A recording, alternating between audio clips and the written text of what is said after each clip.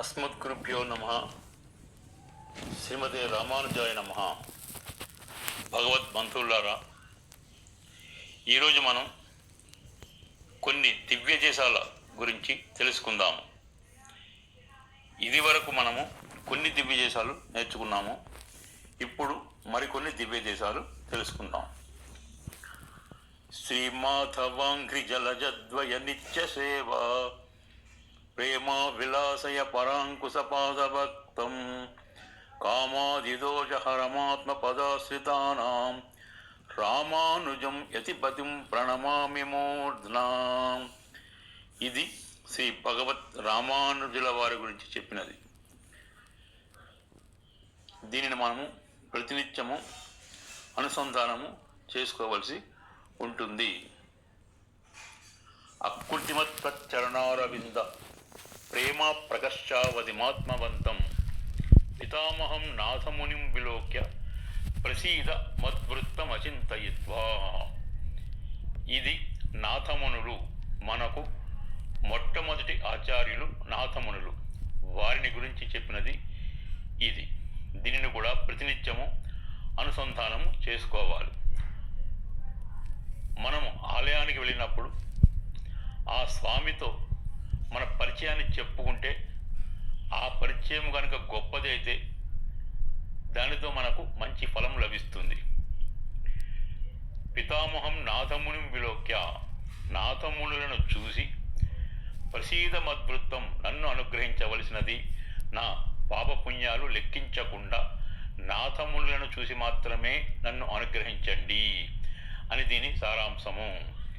దీని వలన ఆ స్వామి సంతోషము పొంది మనలను అనుగ్రహిస్తాడు. ఇక ఈరోజు దివ్యదేశాలు. మనకు 108 దివ్యదేశాలు ఉన్నట్టుగా ఇదివరకే తెలుసు. వాటిలో కొన్ని మనము తెలుసుకున్నాము. ఇప్పుడు ఇంకొన్ని తెలుసుకుందాం. భగవంతుడు అనేక రూపాలలో ఉంటాడు, ఇది అందరికీ తెలుసు. అయితే దీనిని ఆధారంగా చేసుకొని ఎవరినో ఒకరిని స్వామితో పోల్చకూడదు. స్వామిని పోల్చాలి అంటే ఒత్తార్ మిక్కార్ సమమైన వారు ఉండకూడదు, ఆయన కన్నా ఎక్కువ వారు ఉండకూడదు. అటువంటి వారితోనే స్వామిని పోల్చాలి. ఒత్తార్ మిక్కార్ అంటారు. అలాగే నారాయణనే నమక్కే పరతరువాన్, ఏ స్వామి మనకి పరమపదాన్ని ప్రసాదించగలరో ఆ స్వామి ఒత్తార్ మిక్కార్గా మనం గ్రహించాలి. నారాయణనే నమక్కే పరతరువాన్, ఇది ఒక పంచార్థ శ్లోకము. దీనిలో 5 తత్వాలు ఉంటాయి. నారాయణనే నమక్కే పరై తరువాన్, నారాయణుడు మనకే మోక్షాన్ని ఇస్తాడు. 5వది నారాయణుడు తప్ప వేరే వారు ఇవ్వరు అనేది దీని అర్థము. కాబట్టి ఒత్తారు మిక్కారే ఉండాలి. ఆయన నారాయణని నమక్కే పరతర్వాన్ అయి ఉండాలి. వారినే మనము మన ఇళ్లలో, గృహములలో, ఆరాధనలో ఉంచుకోవాలి. దేవుడు ఒక్కడే, ఇది అందరికీ తెలుసు. దేవతలు అనేక మంది, ఇది కూడా అందరికీ తెలుసు. దేవతలలో పెద్దవాడు బ్రహ్మదేవుడు, చిన్నవాడు అగ్నిదేవుడు. శ్రీమన్నారాయణుడు వీరి అందరికీ ప్రభువు, దేవుడు, పెరుమాళ్, స్వామి అని దీని అర్థము. తమరు కందతెవ్వురవం అవ్వురవం తానే, తమరు గంధతెప్పే మత్తప్పే, తమరు గంధతెవ్వన్నం సిందిత్తు ఆతియాం, తమరు ఉకందతు ఎవ్వురవం అవ్వురవం తానే, తమరు ఉకందతెప్పేర్ మత్తప్పే, తమరు గంధతెవ్వన్నం సిందిత్తు ఇమయాత్ ఇరుప్పరే అవ్వన్నం ఆళ్యాణం. ఎవరు ఏ విధంగా భావిస్తారో ఆ విధంగా స్వామివారికి కనిపిస్తాడు, ప్రత్యక్షమవుతాడు. ఎవరు ఏ పేరు పెట్టి స్వామిని పిలుస్తారో ఆ పేరుతోనే పలుకుతాడు. దీనికి ఉదాహరణ శ్రీరంగంలో జరిగింది ఒకనాడు.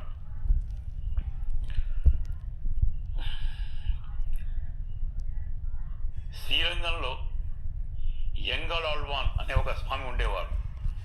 వారింట్లో నేరేడి పొలాల చెట్టు ఉండేది. ఆ పక్కనే నంజియర్ ఉండేవారు.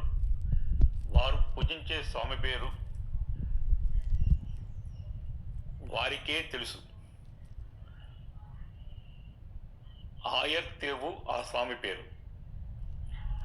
ఆ నంజియర్ గారు ఉన్న స్వామికి నేరేడు పళ్ళు అంటే చాలా ఇష్టం, కണ്ണన్ కాబట్టి. ఆ నంజియర్ గారు ఎప్పుడు ఎంగళాల్ స్వామిని అడిగేవారు, కొన్ని పండ్లు మా స్వామికి ఇవ్వమని. ఆ ఎంగళాళ్వాన్ తిరస్కరించేవాడు ఇవ్వడానికి. అయితే ఒకనాడు ఈ నంజియర్ స్వామి ఇంట్లోని పెరుమాళ్ ఎంగళాళ్వాన్ వారి కలలో కనిపించి నాకు కొన్ని నేరేడు పండ్లు ఇవ్వమని అడిగాడట. ఎవరు నువ్వు అని అడిగినప్పుడు నా పేరు ఆయర్తేవు అని చెప్పాడు. చెప్పి అంతర్ధానం అయిపోయాడు. ఆ ఉదయాన్నే ఎంగళాళ్వాన్ లేచి నంజియర్ గారింటికి వచ్చి, స్వామి, నిన్నటి రోజు మీ పెరుమాళ్ ఆయర్తేవట నా దగ్గరకు వచ్చి నేరేడు పళ్ళు అడిగాడు, తీసుకోండి అని సమర్పించి వెళ్ళిపోయాడు. అలాగా ఎవరు ఏ పేరుతో పిలిచినా ఆ స్వామి పలుకుతాడు అన్నదానికి ఇది నిదర్శనం. ఆయర్తేవు అన్న పేరు నంజియర్కు తప్ప వేరే వారికి తెలియదు. మరి ఎంగళాళ్వానికి ఎలా తెలిసిందంటే ఆ స్వామి కలలో కనిపించి చెప్పినది. కాబట్టి స్వామిని ఏ పేరు పెట్టి పిలిచినా ఆ పేరుతోనే పలుకుతాడు. ఒకనాడు శ్రీరంగంలో చిన్నపిల్లలు బొమ్మలాట ఆడుకుంటూ మట్టితో ఒక రంగనాథుని తయారు చేసి, వారే తీర్థము ప్రసాదాలు మట్టితోనే తయారు చేసి ఆ స్వామిని ఆరాధించి జియో అన్నారట.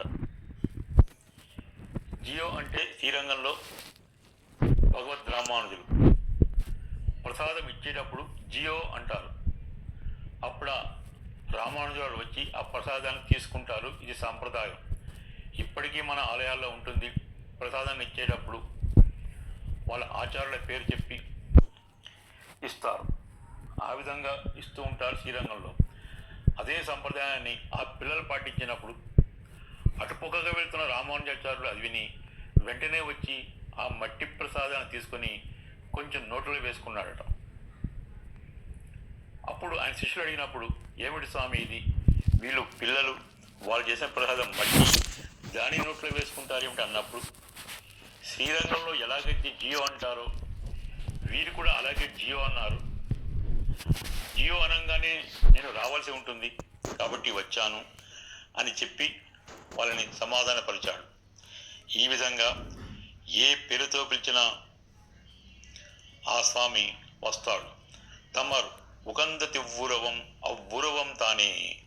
నారసింహునిగా ప్రహ్లాదునికి, కన్ననగా మన అందరికీ, శ్రీరామచంద్రునిగా అయోధ్యవాసులకు, వీరి అందరికీ దర్శనమిచ్చినది శ్రీమన్నారాయణుడే, ఆ శ్రీరంగనాథుడే. తమర్ ఉకందతు ఎవ్వురు. తమర్ అంటే భక్తులు, ఉకందతు అంటే ఇష్టపడడం. ఎవ్వురువం తమర్ ఉకందతు ఎవ్వురువం అవ్వురువం తానే. ఆ ఉరువంలోనే ఆ రూపంలోనే వస్తాడు అని దీని అర్థం. తమర్ ఉకందతి పేర్ మత్త పేర్. ఆయర్తేవు అనే పేరు పెట్టడం వల్ల ఏ పేరు పెట్టినా స్వామి పలుకుతాడు అని చెప్పడానికి ఇది ఒక నిదర్శనం. తమరు ఉగందతి వన్నం సిందిత్తు హిమయా తిరుప్పరే. ఆ వన్నంలోనే ఉంటాడు ఆ స్వామి, మనందరినీ అనుగ్రహిస్తూ ఉంటాడు. అయితే ఒత్తార్ మిక్కారై అని దీనిలో గుర్తుంచుకోవాలి. పేరానై కురుంగుడియంబెరుమానై, పేరానై కురుంగుడియంబెరుమానై. తిరుప్పేరులో ఉన్న స్వామిని, ఆ స్వామిని పేరానై குறுங்குடி எம்பெருமானை தன் தங்காலூரானை కరంబనూరుత్తమనై. తిరుత్తంకాల్లో ఉన్న ఆ భగవానుడు, కరంబనూర్ ఉన్న ఉత్తమర స్వామి, ఇవన్నీ ఒక్కరే అని చెప్పడం దీని అర్థం. పేరానై కురుంగుడి ఎంబెరుమానై తిరుత్తంకాలూరానై కరంబనూరుత్తమనై முத்திலங்கு காரா இன் கடலில் மலையேலும் இவ்வுலகேலும் உண்டும் ஆறாதென்னிருந்தானே கண்டது தென்னரங்கத்தே. కురుంగుడి ఎంబెరుమాని, తిరుత్తంకాలూరాని, కరంబనూరు ఉత్తముణ్ణి, వీరి అందరినీ చూసింది ఎక్కడ? శ్రీరంగంలో, ఆ శ్రీరంగనాథునిగానే అని దీని అర్థం. ఈ విధంగా స్వామి మనం ఏ పేరు పిలిస్తే ఆ పేరు, ఏ రూపాన్ని కావాలంటే ఆ రూపము ఇచ్చి మనల్ని అనుగ్రహిస్తూ ఉంటాడు. అయితే ఒత్తార్ మిక్కార్ ఇలయాయ్ మామాయ అని గుర్తుపెట్టుకోవాలి. నారాయణనే నమక్కే పరతర్వాన్ అని గుర్తుపెట్టుకోవాలి. ఎవరు ఒత్తారు సమానం వారు, మిక్కారు ఎక్కువైన వారు లేరో వారే ఆ భగవంతుడు. నారాయణనే నమక్కే పరతర్వాన్, ఎవరైతే మనకి మోక్షాన్ని అనుగ్రహించగలరో వారే శ్రీమన్నారాయణుడు. ఆయనే ఆదిమూలము. జై రామానుజ, జై జై రామానుజ. విలువైన సుఖదౌత్యము రావణుడు